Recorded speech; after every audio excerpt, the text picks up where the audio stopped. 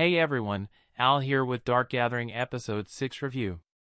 At first we see Keitaro, Eiko, and Yayoi embark on a camping trip, engaging in various activities like fishing and cooking. While fishing, Yayoi inquires whether Keitaro intends to accept her offer to assist in capturing spirits. Keitaro shares his struggle in comprehending everything and whether he should prevent Yayoi from risking her life.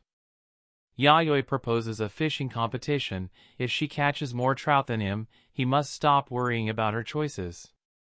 Despite both failing the contest, they return to the campsite. Eiko helps Yayoi get ready for bed, and Keitaro asks Eiko if she would remove her curse given the chance. Although I'm annoyed at Keitaro's indecisiveness, I do understand where he is coming from. I mean, I wouldn't want to put my friends at risk for my own sake. We see Eiko and Keitaro take a walk along the ocean. During their stroll, Eiko talks to Keitaro about the value of research and study. She confirms that she has documented all her knowledge about her hand and their shared experiences. Eiko believes that comprehending their situation better will aid them in discovering a way to break their curses. She confesses her passion for the supernatural, and her eagerness to learn more about Keitaro drives her research. Keitaro asks Eiko how she would react if he expressed interest in visiting more haunted places. He resolves to face any danger to find a powerful spirit that could potentially lift their curses. Eiko requests that Keitaro promise to stay close to her during their pursuit.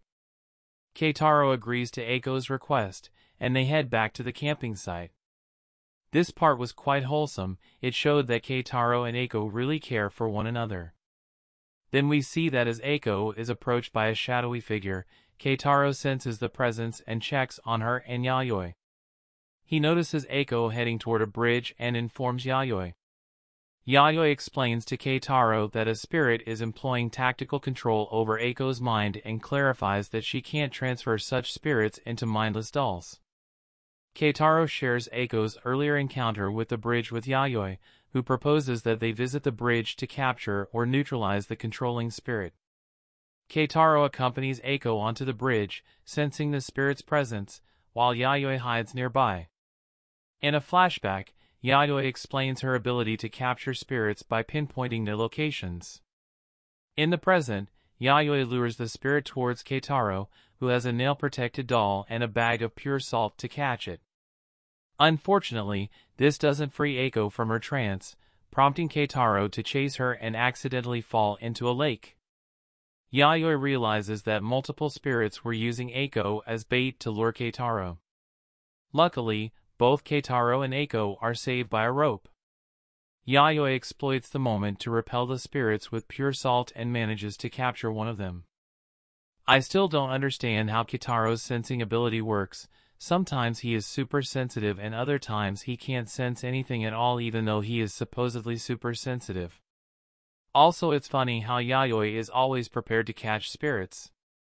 Next we see that in a flashback, Keitaro and Yayoi discuss their impending confrontation with the spirits. Yayoi meticulously plans the details, including the rope and anticipating the presence of multiple spirits.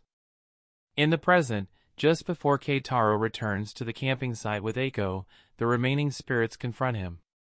This leads to Keitaro falling into the water, where the spirits overpower him. They coerce Eiko into placing a spirit inside his mouth.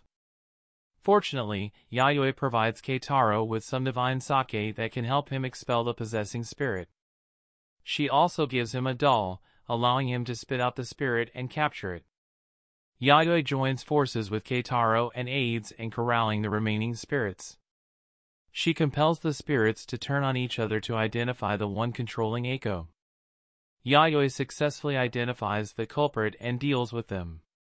Eventually, they all return to the camping site, leaving Eiko astonished by the series of events that unfolded. This whole part was unexpectedly tense. I was on the edge the entire time thinking that something might go wrong. At the end we see that in the morning Keitaro notices Eiko gazing at the lake. Expressing her gratitude, Eiko thanks Keitaro for rescuing her and confesses her feelings.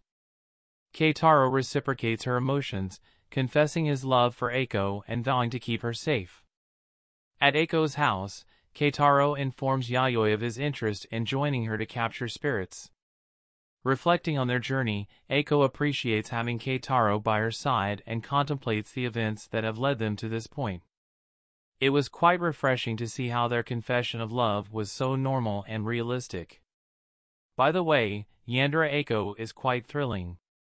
Overall, it was a pretty exciting episode, and now that Keitaro have finally made up his mind, the story is likely to move faster. Anyways, thanks for watching, everyone. If you like my video and want to see me make more, then hit the like button and subscribe. If you want to say something, then leave a comment. You can also follow me on Twitter and Instagram or check out my Facebook page. Links are given in the description. Until then, see ya.